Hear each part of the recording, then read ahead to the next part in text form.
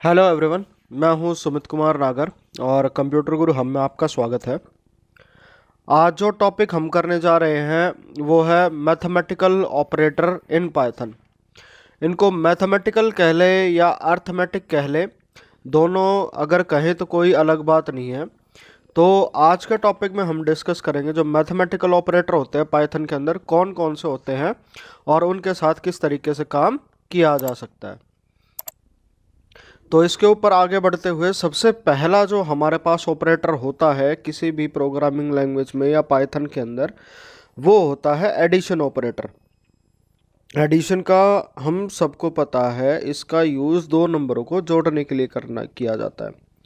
तो पाइथन के अंदर हम इनका यूज़ कैसे करेंगे। पाइथन के अंदर जैसे मैंने यहाँ पे जो आपके लिए दो तरह के एग्जांपल जो सेट किए हैं, उसके साथ साथ मैंने जो ऑपरेटर के साथ ये भी डिस्कस किया है कि टेक्स्ट के ऊपर कौन कौन से जो है ऑपरेटर लग सकते हैं। तो एग्जांपल 1 की अगर मैं बात करूं तो एडिशन है, उसको रिप्रेजेंट किया जाता है प्लस से। एग्जांपल 1 की अगर मैं बात करूं तो उसके लिए हमें क्या करना पड़ेगा, जैसे मैंने कोई भी दो नंबर ले लिए, डायरेक्ट अगर मैं कंसोल के ऊपर 55 लिखता हूँ प्लस 45 लिखता हूँ और ये चीज़ें करता हूँ तो डायरेक्ट मेरे पास क्या है, उसका एडिशन आ जाएगा। और इसी तरीके से अगर मान लो मेरे पास कोई टेक्स्ट का डेटा है और उसके ऊपर मैं ऑपरेटर लगाता हूँ प्लस, और उसकी अगर आउटपुट चेक करता हूँ तो ये क्या करेगा, दोनों को जो है ज्वाइन करके दिखा देगा। इसी तरीके से हमारे पास क्या होता है, सब्सट्रैक्शन ऑपरेशन, जिसको माइनस के साइन से रिप्रेजेंट किया जाता है। इसको कैसे लिखेंगे, इसको लिखेंगे पहला नंबर माइनस दूसरा नंबर और फिर उसको एंटर करेंगे तो हमारे पास क्या है, आउटपुट आ जाएगी। और इसको चेक करने के लिए अगर मैं नंबर का डिफरेंस भी ट्राई करके देखूं, अगर पहला नंबर छोटा ले लूं और दूसरा नंबर बड़ा ले लूं, फिर उसको माइनस किया जाए तो जो फाइनल रिजल्ट आएगा उसमें जो है वो माइनस का साइन इंक्लूडेड होगा। इसी तरीके से हमारे पास होता है मल्टीप्लिकेशन ऑपरेटर। मल्टीप्लिकेशन ऑपरेटर क्या करेगा, मल्टीप्लिकेशन ऑपरेटर दो नंबरों को जो है वो मल्टीप्लाई कर देगा। उसके लिए कैसा करना पड़ेगा, नंबर 1 मल्टीप्लाई बाय नंबर 2, उसको एंटर करेंगे तो रिजल्ट हमारे सामने आ जाएगा। और इसी तरीके से अगर मैं इसको टेक्स्ट के ऊपर यूज़ करूँगा, जैसे गुड को मल्टीप्लाई बाय करता हूँ मैं 3 टाइम्स, तो वो क्या करेगा, 3 टाइम्स मेरे को जो है गुड लिख के दे देगा। सिमिलरली हमारे पास क्या होता है, डिवीजन ऑपरेटर, जिसको डिवीजन में हम करेंगे। इसके अंदर अगर मैं डिवीजन लिखता हूँ तो नंबर 1 डिवाइडेड बाय नंबर 2 अगर हम एंटर करेंगे तो हमारे पास जो उसका रिजल्टेंट आ जाएगा। इसी तरीके से जो नेक्स्ट ऑपरेटर होता है जिसको बोलते हैं रिमाइंडर ऑपरेटर, इसका दूसरा नाम होता है मॉड्यूलस ऑपरेटर भी। ये क्या करता है, अगर आप किसी चीज़ को डिवाइड करते हो किसी से तो उसके अंदर जो रिमाइंडर आएगा उसको चेक करने के लिए जो है वो यूज़ किया जाता है। जैसे मैं यहाँ पे लिखता हूँ 17 मॉडुलस 5, तो ये क्या करेगा, मेरे को जो रिजल्ट देगा वो 2 देगा, क्योंकि 5 3 जा हो गया 15, बचे 2, तो 2 यहाँ पे क्या है वो रिजल्ट में आ जाएगा। सिमिलरली अगर मैं दूसरा एग्जांपल ट्राई करूँ तो 23 डिवाइडेड बाय 1, तो यहाँ पे हमेशा क्या देगा, उसको आंसर देगा जो है वो 1 ही देगा। तो इसके बाद जो आता है हमारा एक्सपोनेंट। एक्सपोनेंट जिसको पावर के नाम से जाना जाता है। अगर मान लो मुझे किसी भी नंबर की पावर निकालनी है और उसका रिजल्ट निकालना है तो उसको कैसे रिप्रेजेंट किया जाएगा, तो उसके लिए हम क्या यूज़ करेंगे, 2 बार मल्टीप्लिकेशन जो है ऑपरेटर यूज़ होगा। जैसे यहाँ पे 2 2 बार एस्ट्रिक लगा रखा है और हमने 3 से मल्टीप्लाई कर रखा है, तो इसका मतलब है यहाँ पे 2 रेज़ टू पावर 3। और इसी तरीके से अगर मैं दूसरा एग्जाम्पल लेता हूँ 2 डबल एस्ट्रिक 10, तो ये क्या करेगा, 2 रेज़ टू पावर 10 को सॉल्व करेगा और जिसका रिजल्ट जो है मेरे सामने आ जाएगा। इसी तरीके से जो हमारे पास होती है अगला ऑपरेटर होता है, इसको इंटीजर या फ्लोर डिवीजन बोलते हैं। अगर आपने सी या सी प्लस प्लस पढ़ी हुई है तो इससे पिछली क्लास में हमने डेटा टाइप डिस्कस की थी। तो उसके अंदर हम क्या करते हैं, अगर मान लो जैसे मेरे पास कोई इंटीजर डेटा टाइप का होता था, सी या सी प्लस प्लस की बात करूँ या किसी और लैंग्वेज की बात करूँ, जावा की बात करूँ, तो उसके अंदर हम इंटीजर को अगर इंटीजर से डिवाइड करते थे तो आंसर हमेशा क्या आता था, इंटीजर नंबर आता था। बट पाइथन में क्या है, पाइथन में अगर हम डिवीज़न यूज़ करते हैं तो इंटीजर टू इंटीजर डिवीज़न भी करते हैं, तो यहाँ पे जो मेरे पास जो रिज़ल्ट है वो फ्लोटिंग पॉइंट में आ जाता है, क्योंकि हम जानते हैं जो पाइथन है वो डायनेमिक टाइप लैंग्वेज है, और इसमें ये जैसे ही कोई चेंज होता है, कोई किसी भी वेरिएबल की जो है डेटा टाइप जो है वो चेंज हो जाती है। तो इसके अंदर जैसे हमारे पास कोई प्री स्पेसिफायर नहीं होता जिससे हम रिस्ट्रिक्ट कर सकें कि अगर कोई भी वेरिएबल डिक्लेयर करता हूँ वो एक पर्टिकुलर एक ही तरह की डेटा टाइप का यूज़ करेगा। तो स्पेसिफिकली इंटीजर डिवीजन के लिए जहाँ पे दो इंटीजर नंबर को डिवाइड करूँ और आउटपुट भी इंटीजर में चाहिए, तो उसके लिए हमें स्पेशल ऑपरेटर यूज़ करना पड़ता है जिसको बोलते हैं इंटीजर डिवीजन या फ्लोर डिवीजन। इसके लिए हमें क्या करना पड़ेगा, 2 बार जो है वो डिवीजन का साइन यूज़ करना पड़ेगा। और जैसे मैं इसको डिवाइड करूँगा तो उसके बाद जैसे हमारा जो आता है 5 × 3 = 17, तो यहाँ पे 3 आएगा। जो 0.4 जैसे पिछले वाले में आ रहा था वो हमारे पास नहीं आएगा। तो इसी तरीके से 3 फ्लोर डिवीज़न या इंटीजर डिवीज़न करता हूँ तो यहाँ पे आंसर क्या आता है, 1 आता है। तो ये सारे थे ऑपरेटर जो हमारे पास यूज़ होते हैं।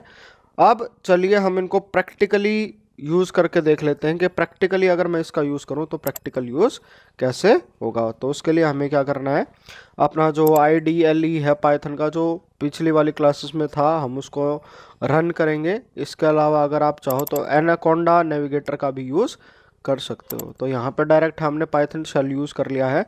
तो सबसे पहले हम क्या यूज़ करेंगे, हैश एडिशन ऑपरेटर जो हम यूज़ कर लेते हैं। जो हैश है वो कमेंट डालने के लिए यूज़ किया जाता है, इससे पिछले वाले लेक्चर में भी मैंने आपको बताया था। और यहाँ पर अगर मैं डायरेक्ट लिखता हूँ 55 + 45 और उसके बाद एंटर करता हूँ तो यहाँ पे मेरे पास क्या आ गया है, जो रिज़ल्ट आ गया डायरेक्ट वो क्या हो गया, 100 हो गया। फिर उसके बाद अगर मैं यही चीज़ टेक्स्ट में करता हूँ, मैं लिखता हूँ गुड, यहाँ लिखता हूँ प्लस में मॉर्निंग, और ये हम क्या कर रहे हैं, ये हम कर रहे हैं जो वो है स्ट्रिंग एडिशन। जो स्लैश है वो हमेशा कमेंट डालने के लिए यूज़ किया जाता है, हैश। तो हैश अगर आप डालेंगे तो जो मेरा जो भी कंपाइलर है, इंटरप्रेटर है, वो इस लाइन को नहीं देखेगा कि इसके अंदर यहाँ पे क्या लिखा हुआ, वो बस हमेशा ये चीज़ें चेक करेगा कि यहाँ पे क्या लिखा हुआ है। उसके बाद अगर मैं इसको एंटर करता हूँ तो इसने क्या कर दिया है, मेरे को गुड और मॉर्निंग जो है वो जोड़ के दे दिया है। अगर इसी को मैं क्या कर सकता हूँ, अगर इसमें मान लो तीसरा वेरिएबल भी ऐड कर देता हूँ, जैसे गुड मॉर्निंग, यहाँ पे प्लस कर देते हैं हम, यहाँ पे कर देते हैं सर, तो उसके बाद ये क्या करेगा, ये क्या करेगा, ये तीनों को ऐड करके दे देगा। और इसी स्टेटमेंट के अंदर अगर मान लो जैसे अभी तो हमारा यहाँ पे जो है वो कंबाइन होके आ रहे हैं, यहाँ पे भी एक स्पेस दे देता हूँ, यहाँ पे भी एक स्पेस दे देता हूँ, और इसके बाद इसको करता हूँ तो जैसे गुड मॉर्निंग सर ऐसे हो गया है। और यही चीज़ मैं क्या देख सकता हूँ, मैं नंबरों के ऊपर जोड़ के देख सकता हूँ कि मैं मान लो अलग अलग तरह के नंबर जोड़ देता हूँ तो क्या उन सब के ऊपर ये चीज़ें काम करेंगी। तो इस तरीके से देख लिए, चाहे तो एडिशन के ऊपर मैं जितने भी चाहे ऑपरेटर जितने भी है वो लगा सकता हूँ और ये सारे काम करेंगे। फिर उसके बाद हम चेक करते हैं माइनस ऑपरेटर, यहाँ पे लिख देते हैं सब्ट्रैक्शन, और फिर इसको चेक करते हैं ये काम करता है या नहीं काम करता है। ये काम करता है, और जैसे ही बड़ा और स्मॉल का डिफरेंस देखेंगे हम तो ये उस केस में भी काम कर जाएगा। फिर आती है मल्टीप्लिकेशन की बारी, तो यहाँ पे मैं क्या कर सकता हूँ, हैश मल्टीप्लिकेशन कर देते हैं। तो जैसे ही इसको यूज़ करेंगे तो इसने भी क्या है, इसको मल्टीप्लाई कर दिया है। अब उसके बाद हम क्या देखेंगे, हम ये देखेंगे टेक्स्ट की मल्टीप्लिकेशन हो रही है या नहीं हो रही है। तो यहाँ पे गुड स्टार 5 लिख दिया, सॉरी, तो इसके अंदर हमने टेक्स्ट जो है वो स्पेसिफाई करना पड़ेगा, स्टार कर दिया 5, और यहाँ पे देखिए इसने 5 बार जो है वो गुड लिख के हमें दे दिया है। फिर बारी आती है जो डिवीज़न ऑपरेटर की, तो यहाँ पे हैश डिवीज़न स्पेसिफाई कर देते हैं।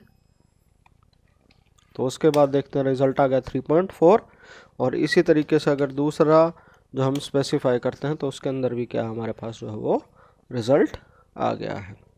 तो इसी तरीके से रिमाइंडर ऑपरेटर चेक करते हैं, 17 रिमाइंडर 5, इसका आंसर देख लेते हैं। इसलिए हम क्या कर रहे हैं, हम यहाँ पे रिमाइंडर चेक कर रहे हैं, और रिमाइंडर में इसने क्या है हमारे पास जो है वो वैल्यू 2 दे दी, और 23 मॉडुलस 1 करके देखते हैं तो आंसर क्या आ जाएगा, 0 आ जाएगा।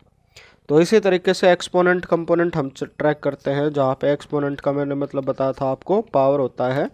तो यहाँ पे लिख देते हैं एक्सपोनेंट, तो इसने जो है हमारे पास कैलकुलेट कर दिया है। दोबारा इसको चेक करके देख लेते हैं। यहाँ पे लिखते हैं 10, तो ये हमारे पास क्या हो गया 2⁻10 इसने सॉल्व कर दिया है। तो इसी के बाद अगर मान लो मेरे को कोई बड़ी पावर करनी है तो 2⁻32 करते हैं या 2⁻31 करते हैं, तो ये क्या है हमारे पास उसने जो है आंसर दे दिया है। फिर उसके बाद 2⁻15, तो इस तरीके से हमारे पास क्या है ये अलग अलग चीज़ें आ जाती हैं। फिर उसके बाद जो लास्ट आता है वो आता है इंटीजर डिवीजन या फ्लोर डिवीजन कहते हैं। तो इसके अंदर हम क्या करते हैं 2 बार यूज़ करना पड़ता है और हैश में लिख देता हम यहाँ पे इंटीजर डिवीजन। तो जैसे ही मैं यूज़ करूँगा यहाँ पे देखिए इसने हमें 3 दे दिया है, और सिंपल अगर डिवीजन करता हूँ तो यहाँ पे क्या आता है 3.4 आता है। इसी तरीके से अगर मैं दूसरा चेक करूँ तो दूसरे में भी वैल्यू क्या आ जाती है, ये 1 आ जाती है। तो इस तरीके से हमने देखा कि जो मैथमेटिकल ऑपरेटर होते हैं या अर्थमेटिकल ऑपरेटर होते हैं उनको हम पाइथन में कैसे यूज़ कर सकते हैं। तो होपफुली आपको कंसेप्ट जो है जो भी मैंने बताया वो क्लियरली समझ आया होगा, और आप इसको खुद से ट्राई करने की कोशिश कीजिए। बहुत बेसिक चीज़ है, जो प्रोग्रामिंग है वो बहुत ईजी है, कोई घबराने वाली बात नहीं है। तो आई होप आज के लेक्चर में इतना ही। अगर आपको वीडियो अच्छी लगी है तो लाइक शेयर एंड सब्सक्राइब ज़रूर कीजिएगा, और इनको शेयर करने की कोशिश कीजिएगा ताकि और लोग भी आपके साथ पढ़ पाएँ। तो आज के लेक्चर में इतना ही। Thank you all, thank you for watching।